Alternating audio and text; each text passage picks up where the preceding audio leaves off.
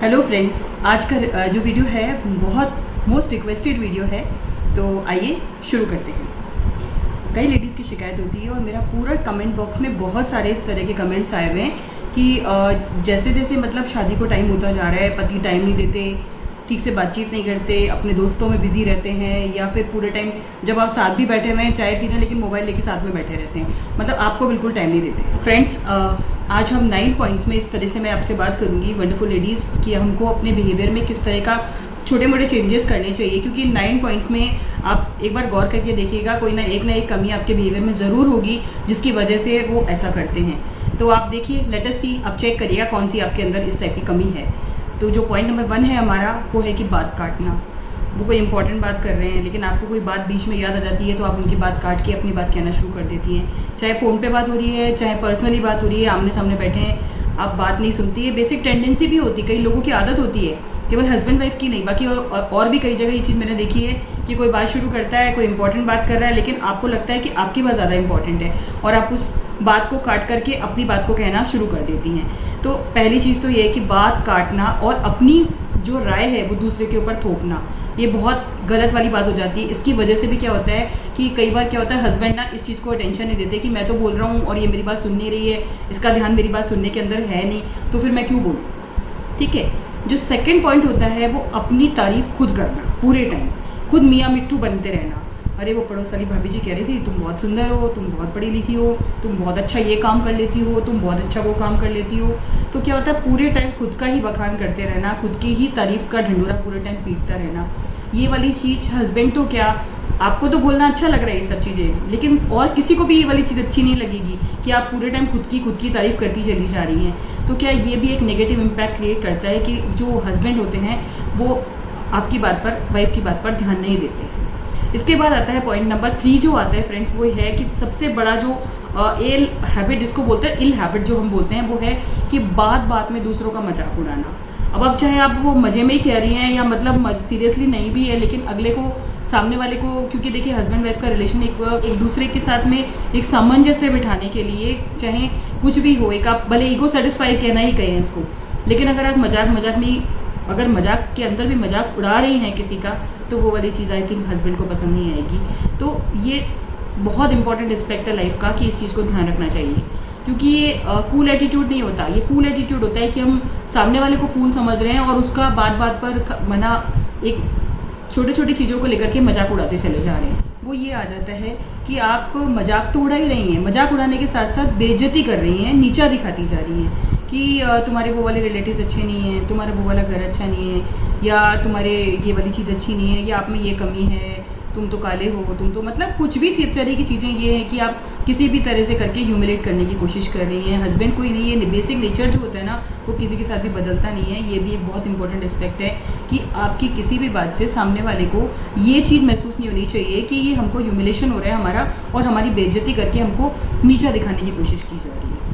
Okay, then come point number 5, that ये पूरे समय कमियाँ ही निकालते रहना, ब्लेम करते रहना कि भाई तुम गलत हो, तुम्हारा ये अच्छा नहीं, वो अच्छा नहीं, मतलब कुछ भी करके हर एक टाइम नीचा दिखाने के साथ साथ पूरे टाइम ब्लेम थूकते रहना। तो अगर आप किसी के ऊपर ब्लेम लगाएंगे तो ये देखिए एक ह्यूमन नेचर होता है, कोई भी ये बात आपकी सुनना ज़्यादा लंबे टाइम तक पसंद नहीं करेगा। पॉइंट नंबर 6 आ जाता है, होता है एक बेसिक टेंडेंसी हो जाती है कि झगड़ा करने की आदत हो जाती है, शांति पसंद नहीं आती कि अरे कुछ ना कुछ मतलब कोई बात है नहीं भी है, लेकिन कि एक आदत बन जाती है कि आप किसी भी तरह से जो एक अपना गुस्सा जो है वो निकालती रहती हैं। इसके बाद जो नेक्स्ट पॉइंट आता है फ्रेंड्स, वो यही चीज़ है कि आप बोलती हैं और जब से आपसे पूछा जाता है क्या हो रहा है, कुछ नहीं हुआ, कुछ नहीं हुआ, तो अगले को तो पता नहीं चल रहा ना क्या हुआ, अंतर्यामी तो वो भी नहीं है ना सामने वाला, आप बता भी नहीं रही है क्या बात हुई क्या नहीं हुई है, लेकिन आपका जो व्यवहार है वो भी नॉर्मल नहीं है, तो फिर सामने वाला कैसे समझेगा। ये चीज़ भी तो देखिए, क्योंकि एक अधिकार वाला जो रिलेशनशिप होता है ना फ्रेंड्स, और एक बेसिक नेचर में आपको एक चीज़ बताऊँ, सबसे ज़्यादा हम फॉर ग्रांटेड उनको ही लेते हैं जो सबसे ज़्यादा प्यार करते हैं, हमको सबसे ज़्यादा चाहते हैं, उनको हम फॉर ग्रांटेड लेते हैं कि कुछ नहीं है तो मेरे पीछे आएगा ही, कोई तो मेरे से बात करेगा ही करेगा। लेकिन क्या होता है, ये वाली चीज़ क्या होती है, कई बार गलत एस्पेक्ट में चली जाती है, और फिर क्या होता है, आपके ईगो को सेटिस्फाई कोई अगला कब तक करेगा, फिर क्या वो धीरे धीरे आपको इग्नोर करना शुरू कर देते हैं। जो पॉइंट नंबर 8 आता है फ्रेंड्स, वो भी बिल्कुल एक्सट्रीम है। देखिए, या तो आप बिल्कुल नाराज़ होकर घूम रही हैं, बहुत ज़्यादा गुस्सा होकर करके घूम रही हैं, मुँह फुला करके घूम रही हैं, पॉइंट नंबर 8 आता है बहुत ज़्यादा केयर करना, बहुत ज़्यादा प्यार, लाड़ प्यार देना। उससे क्या है, अगला बंदा आपके लिए पॉजिटिव हो जाता है, फिर वो शक करने लगता है, तुम किससे बात करी थी अभी इतनी देर से, तुम उस समय कहाँ गई थी, आज इतना ज़्यादा तैयार क्यों हुई हो। तो एक क्या है कि एक जो नॉर्मल वाला रिलेशनशिप होता है ना, उसके अंदर ये वाली चीज़ें नहीं आती। अगर आपके अंदर पॉइंट नंबर 8 भी है, लास्ट पॉइंट कोई बस इसके बाद मैं डिस्कस करूंगी, 8 पॉइंट नंबर भी अगर आपके अंदर है कि आप बहुत ज़्यादा मतलब पीछे पीछे घूमती रहती हैं, अभी ये ले लो अभी वो ले लो, मतलब बहुत ज़्यादा जो केयरिंग एटीट्यूड है ना, वो भी अगले को इतना ज़्यादा इंपॉर्टेंट बना देता है कि वो समझता है ओहो मैं तो महाराजा धीराज हूँ, मेरी इतनी ज़्यादा केयर हो रही है। तो आपको थोड़ा बहुत एक बैलेंस बना के चलना आपको खुद माय डियर फ्रेंड्स सीखना पड़ेगा। पॉइंट नंबर 9 जो लास्ट पॉइंट आता है फ्रेंड्स मेरे वीडियो का आज, वो है कि तुम गलत मैं सही। ये चीज़ नहीं होनी चाहिए, क्योंकि देखिए अगर आप सामने वाले को गलत ठहरा रही है तो वो आपका पॉइंट ऑफ व्यू है, लेकिन अगर सामने वाले की नज़र में आप सही नहीं है तो ये भी चीज़ सही नहीं है ना। आपको दोनों को एक दूसरे को इक्वल रिस्पेक्ट, इक्वल रिगार्ड देकर के चलना चाहिए। बात इस तरह से करिए, स्माइल करके करिए कि सामने वाले को आपसे बात करना अच्छा लगे। वो आतुर हो कि कब बोलेगी, मतलब आपका एटीट्यूड इस तरह का होना चाहिए, रिस्पेक्टफुल एटीट्यूड होना चाहिए, एक पोलाइट और एक हम्बल एटीट्यूड होना चाहिए, ताकि पूरा जो माहौल है वो बिल्कुल एकदम हंसी खुशी से भरा हुआ हो। और स्माइल करके बातचीत करिए, स्माइल करके रिप्लाई दीजिए, एक दूसरे के व्यूज़ को रिस्पेक्ट करिए, क्योंकि हस्बैंड वाइफ का रिलेशन कोई ऐसा तो है नहीं कि भाई आप उनको छोड़ के चली जाएंगी, आपको साथ ही रहना है, ज़िंदगी भर का साथ है। बीइंग अ लाइफ पार्टनर बहुत अच्छा रिलेशन होना चाहिए, and you should be rather not competitor, और आप एक दूसरे को you should be complementary to each other. आप एक दूसरे के पूरक हैं, प्रतिस्पर्धा नहीं वाली बात नहीं होनी चाहिए कि तुम ये मैं वो, नहीं,